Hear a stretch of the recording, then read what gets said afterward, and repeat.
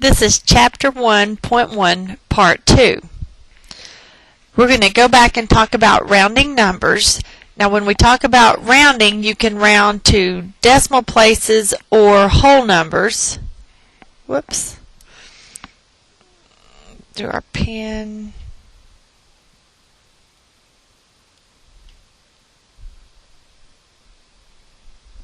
Sorry about that. So if you've got a number, that number is in the ones. The next number would be in the tens. The next number would be in the hundreds. And then it works thousands, 10,000s, 100,000s, that way. Your decimal values, the first number after the decimal is the tenths. The next number after that is the hundredths. The next number after that is the thousandths. And then it goes 10,000s, 100,000s, and so forth. Now notice anytime you see this THS, that means the decimal value. So on the number 1.3782, when it says round to the nearest tenth, we mark what's in the tenth spot. We look at the number that's beside the tenth spot. If that number is 5 or more, then you round up, which means you add 1 to the underlined digit. So that would be 1.4 rounded to the nearest tenth. To the nearest hundredth, you would mark your 7, look at your 8. That's more than 5, which means you add 1 to the underlined digit. So that would be 1.38. Same thing for your thousandth, tenths, hundredths, thousandths. You mark your 8, you look at your 2. Now see, this time it was less than 5, so basically we just don't even have to write that on there, so we get the 1.378. Now 201.6666. To the nearest tenth, you mark your tenth, you look beside it, that's 5 or more, which means round up. So we would add 1 to our 6, so we get our 7, so there's our 201.7. What about to the nearest hundredth? Well, we have 201.6666. We have tenths, hundredths, so we mark that hundredth. We look beside it, that's 5 or more, which means we add 1 to the underlined digit. So we would get 201.67. Same thing for the nearest thousandth. You just mark the place that you're rounding to. Look at the one beside it. If it's 5 or more, add 1. If it's less than 5, just leave it off. So 0.0819 to the nearest tenth. The 0 is in the tenth. We look beside it. That's 5 or more, so we add 1 to the 0, which would be 1. So to the nearest tenth, that would be 0.1. To the nearest hundredth is 0.08. What about to the nearest thousandth? 0.0819. We've got tenths, hundredths, thousandths. So you mark your 1, you look at your 9. That's more than 5, so you add 1 here, which makes that a 2. So we'd get 0.082. Now, roots, if you'll remember, to square a number means to multiply it by itself.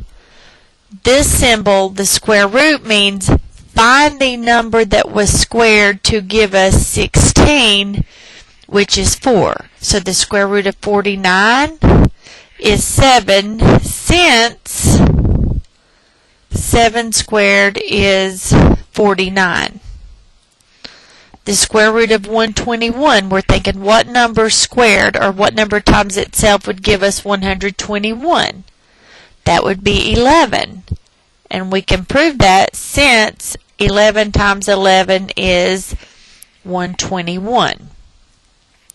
Now, third root means what number times itself 3 times would give us 27. Well, remember 1 to the third is 1. 2 to the third is 8. 3 to the third, which means 3 times 3 times 3 is 27. But we also need this answer to be a negative 27, so that means that our cube root would be negative 3. And we can verify that because negative 3 times negative 3 times negative 3 is negative 27. Now, what you may be thinking, though, is I didn't think we could do square roots of negatives. Well, if it were something like this, the square root of negative 4, we can't do that. It's not a real number, so we can use a little no solution symbol. We can say not a real number because, think about it, if you had 2 squared is 4, that wouldn't work. If you had negative 2 squared, negative 2 squared means negative 2 times negative 2, which is 4. We're trying to find something that gives us negative 4. That won't work. So our answer would be no solution or undefined. Now, what if we wanted to do these on our calculator?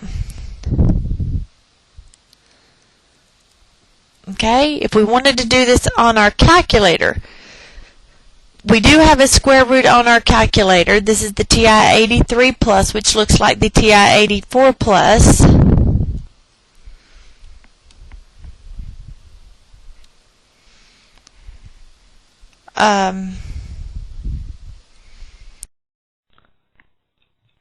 So we come over here. The square root is this little button right here, so we go second square root. Now, one we did earlier was the square root of 121, which we get 11.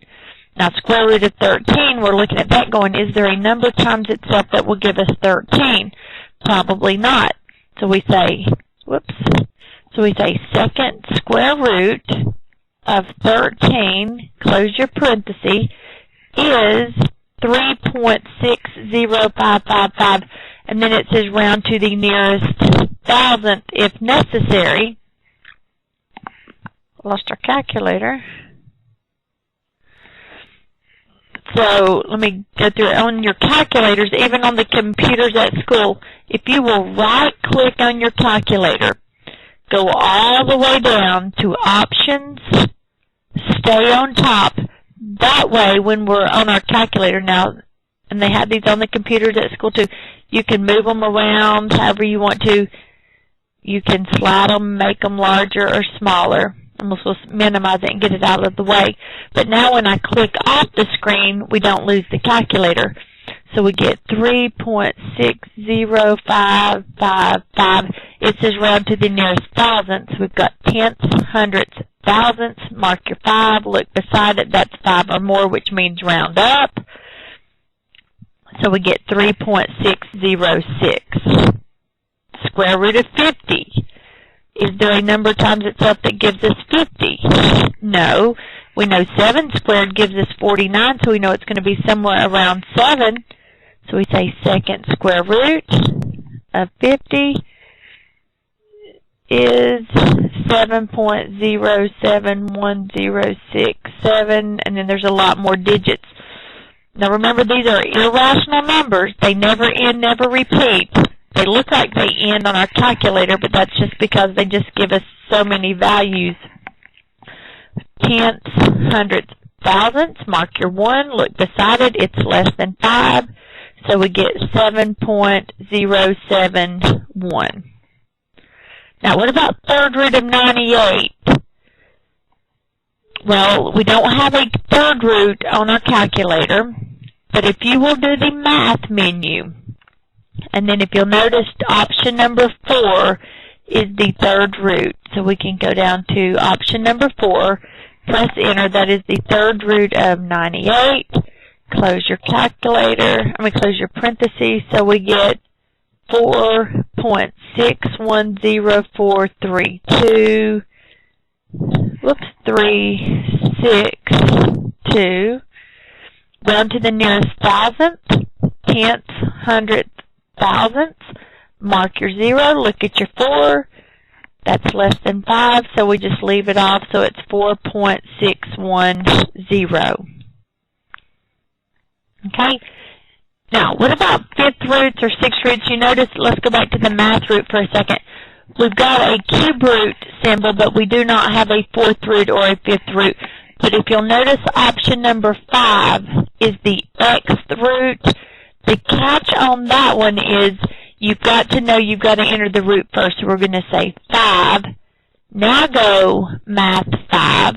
And that gives us the 5th root of 131, which is 2.6512718. Rounded to the nearest hundredth this time. So tenths, hundredths, mark your 5, look beside it. So that would be 2.65. Now, notice the difference, guys. If it was 5 times the square root of 131, then we would do 5 square root of 131, which in that case they're going to do the square root of 131 times 5. So make sure if you're doing 5th root that you actually see the little x in the middle.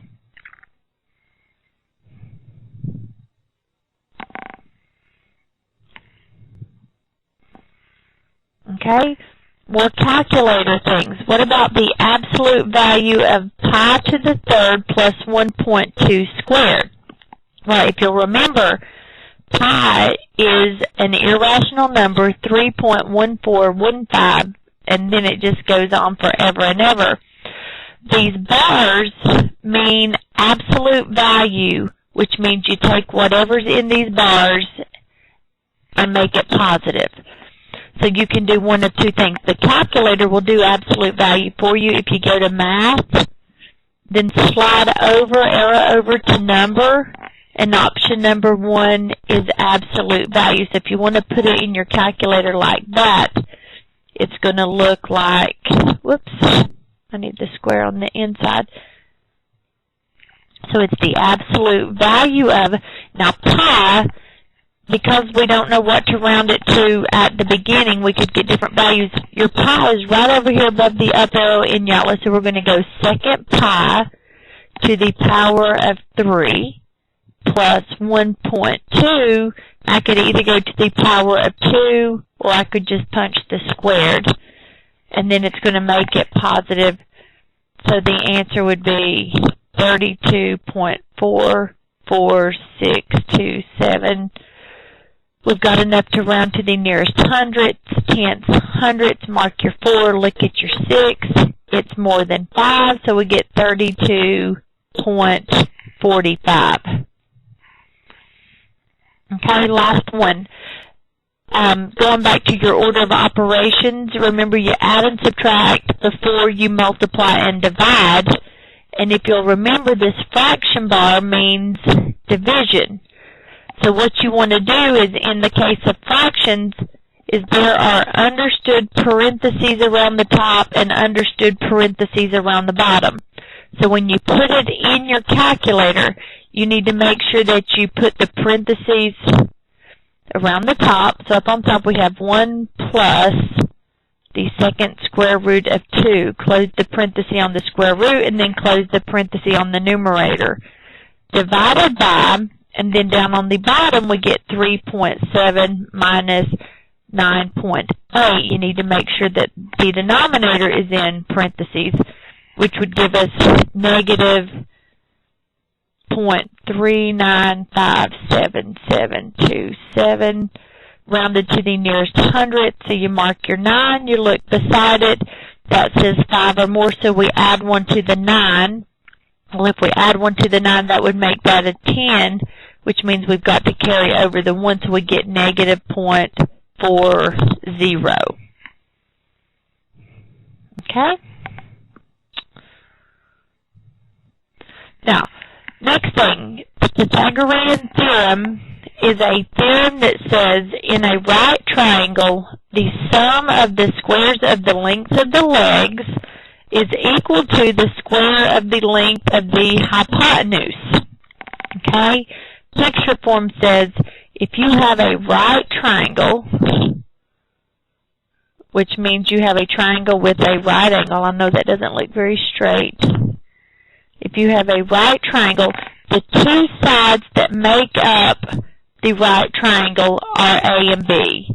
Those are the sides that we call the legs of the triangle. The side that is directly across from the right angle is C. That is the hypotenuse. And just for reference, the hypotenuse will always be the longest side of the triangle. The legs will always be the shortest two sides of the triangle. Okay?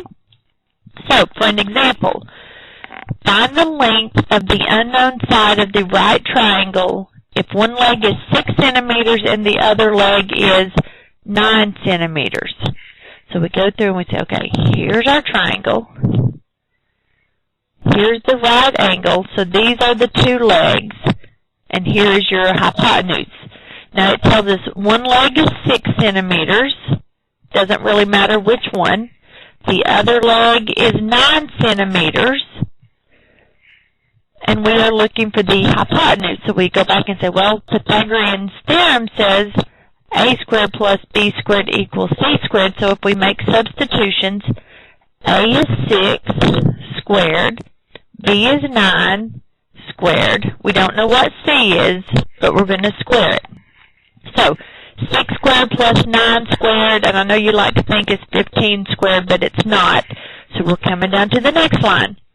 6 squared is 36, 9 squared is 81, and those have to add to give us c squared. Well, 36 plus 81 is 117, which has to give us c squared. This is saying what squared will give us 117. Well, the mathematical symbol for that is the square root of 117. Is there a number times itself that would give us 117? No. So we go back on our calculator and we say, clear second square root of 117 is 10.8166. So C equals 10.81665. All these other numbers. It says round to the nearest hundredth, tenth, hundredth. So we mark our 1, look at our 6. That's 5 or more, so we're going to round up.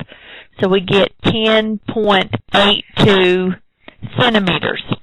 Okay, so this side would be 10.82. Now remember, if we'd have got an answer like 7 or 8, we would have known we had an error because the hypotenuse always has to be the longest side. Okay, let's try another one. This time, find the length of the unknown side of the right triangle if one leg is 15 feet and the hypotenuse is 24 feet. So we've still got our little right triangle sitting here. Okay, two sides that make up the right triangle are A and B. The side across from the right angle is C.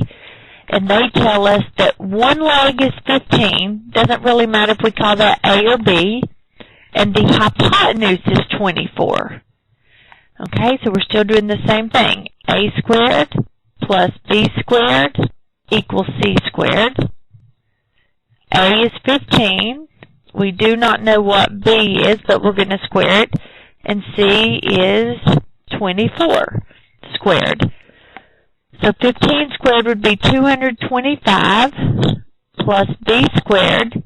24 squared would be, well, let's check it. 24 squared is 576. Now, this is a little bit different. Over here, we've got to get this B squared on the side by itself. So we're going to come through here and subtract 225 and subtract 225. So we get B squared is 351. Okay, that was a 576 minus 225. And now we're going to do the square root of 351. So B was the square root of 351, which is 18.734994, rounded to the nearest hundredths, tenths, hundredths. Look at that number, that's a 4. It's less than 5, which means we don't change the underline number, so we get 18.73, and these units are in feet. Okay? Next one is the distance formula.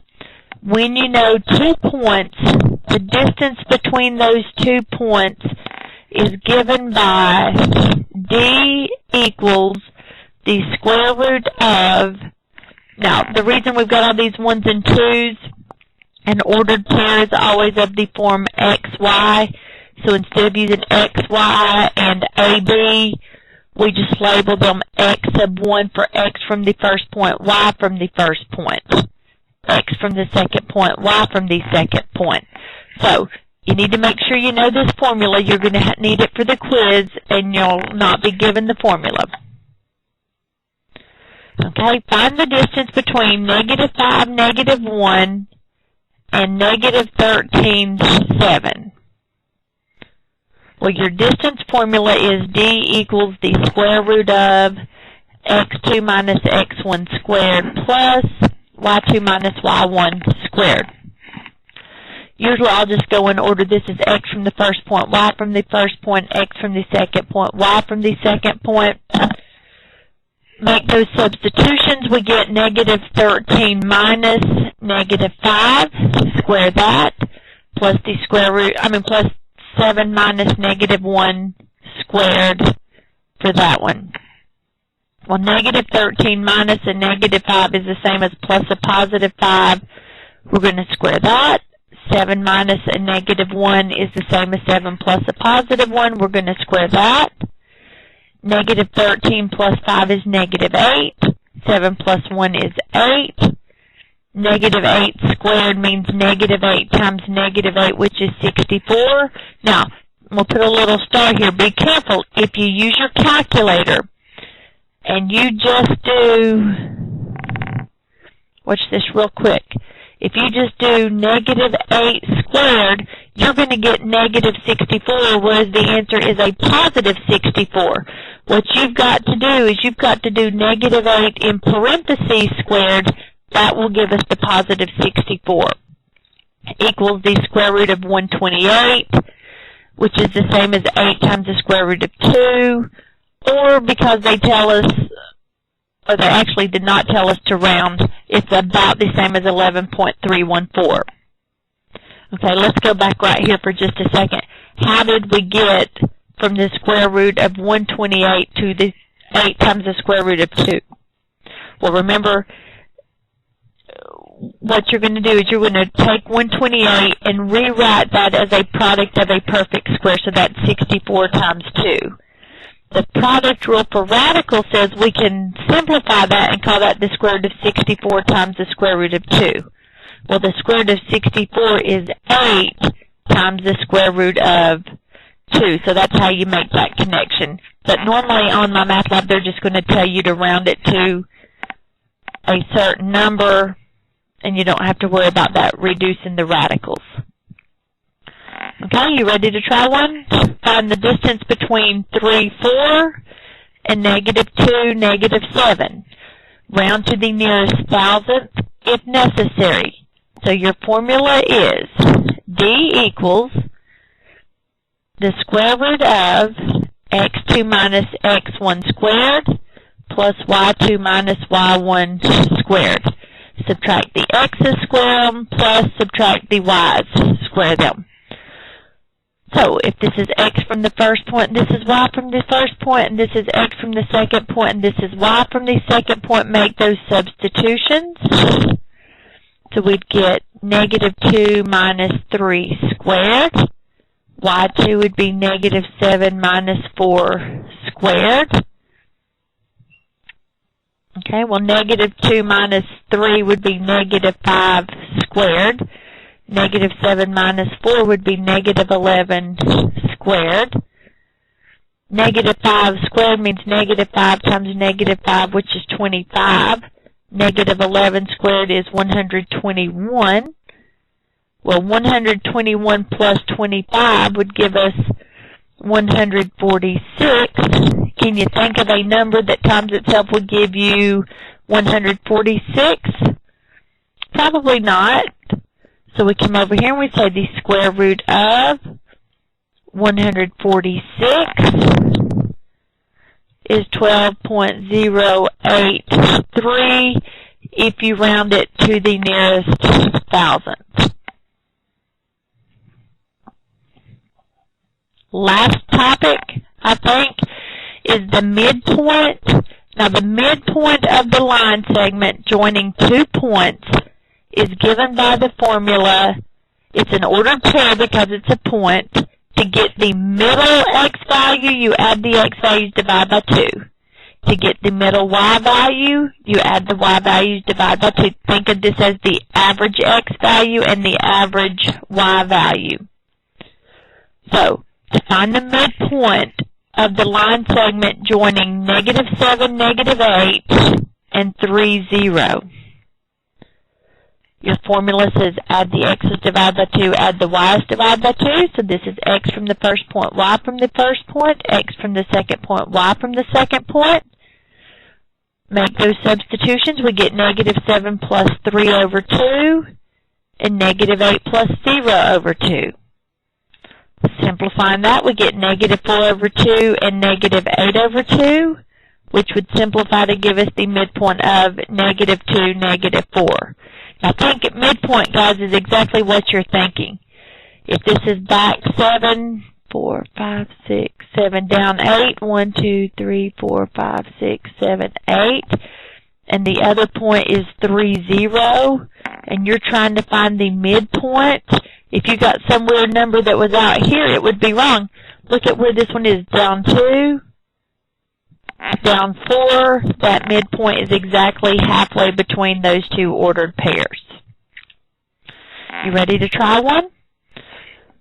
Find the midpoint for the line segment joining 3, 6, and 8, -4.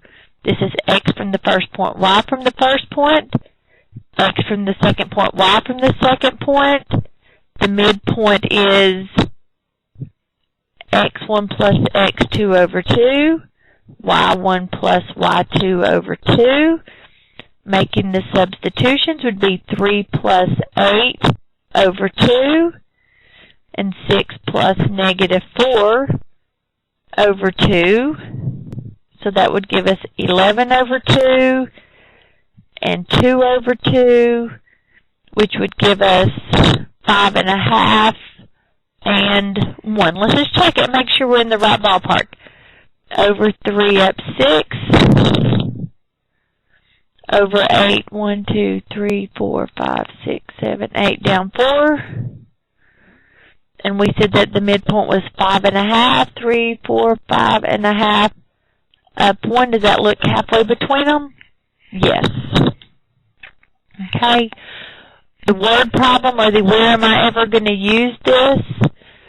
In 1998, average tuition and fees at public university and colleges were $3,293, whereas they were $5,132 in 2004. Use the midpoint formula to estimate tuition and fees in 2001. Then compare it to the actual value of $4,221. If you think about a graph on this, if here's 1998, and here's your tuition up here, and here's 2004, and here's your tuition up there, we're making an assumption, guys, that it just sort of gradually increases. Now, 2001 is going to be halfway in between those points. So, the first thing you're going to do is notice that 2001 is midway between 1998 and 2004.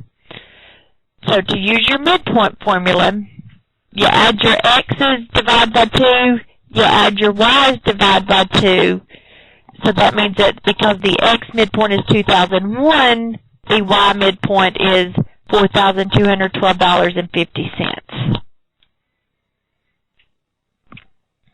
Now, the actual value was $4,221, so we were pretty close, which is what we expected. So now you're ready to complete your homework for my math lab from section 1.1.